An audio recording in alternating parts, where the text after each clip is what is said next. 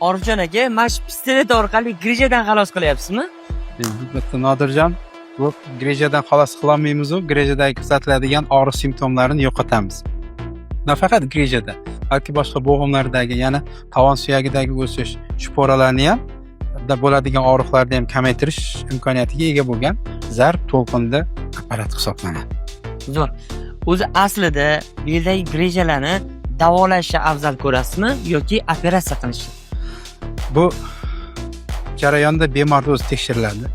Agarda orqa miyaga xos yoki orqa miyani ezib qo'yadigan, kanalni ichini taratib qo'yadigan belgilar kuzatilsa, bevosita to'g'ridan-to'g'ri jarrohlik amaliyotiga jo'natamiz. Agarda yuqoridagi belgilar kuzatilmaydigan bo'lsa, konservativ davo tavsiya qilamiz.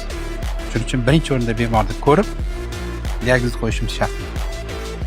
Demak, birinchi o'rinda baribir davo muolajasini qo'llash kerak ularga. Imkon darajasida birinchi o'rinda konservativ davo o'tkazamiz. Agar konservativ dori choralarimiz yordam bermasa, jarrohlik amaliyotini tavsiya qilamiz.